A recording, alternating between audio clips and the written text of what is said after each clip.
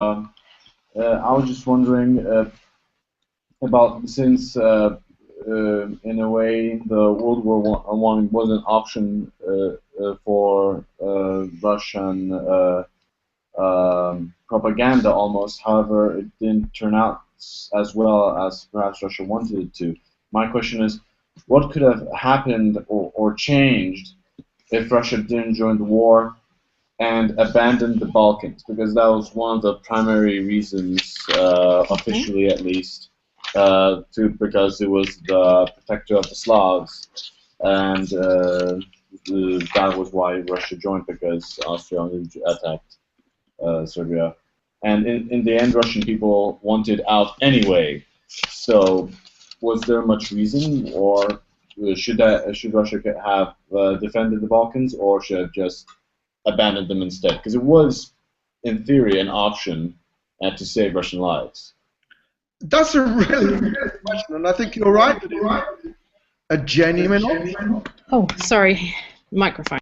Ah, that's a very interesting question, and I think you're right to suggest that it was a genuine option, because it was, and there were many in 1914 who argued that Russia shouldn't get involved in the war.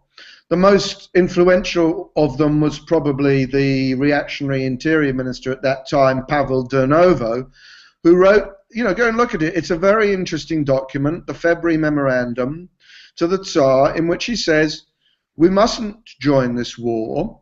We must pursue our natural historical alliance with the German powers, who uphold order in the way that is in Russia's interests.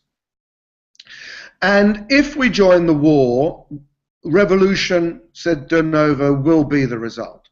Because I think he's had a certain degree of prophecy here. He said, this is not going to be a short war. It's going to be a long, protracted war. The Russian economy is too weak for that. And the result of it will be mass disturbances. The liberals, i.e. the Duma elements, will be unable to hold the position politically when we will be forced to give political concessions to them, because the masses hold the Duma elements in contempt. There's a huge gulf between them. The authority of the officers at the front will collapse, and soldiers will demand land as peasants, and the result will be chaos and anarchy and the collapse of the monarchy. So he was warning the Tsar what would happen, and using that warning to suggest, to plead really with the monarchy not to join the war. And that was, as you say, a real option. It could well have been that Nicholas II would have heeded the advice of the Kaiser and would have remained out of the war, trying to use political influence perhaps to avert the July crisis, assuming military forms, but would, as you would have said, ultimately have abandoned the Serb nationalists for a German settlement in the Balkans. And there'd be many historians who would argue that ultimately the whole of Europe would have been better off for that. It certainly wouldn't have become an all-European conflict if that had happened. But I think ultimately we need to go back to that moment in July and look at it in greater depth with the archives now available, because it hasn't been studied properly for a long time. And I think the interesting point here is the strength of pan-Slav feeling in the court, in the press, in society at large. This was something that ran deep in Russian history. It was a running wound in the Russian nationalist consciousness going back to the wars of the 1870s, ultimately the Crimean War.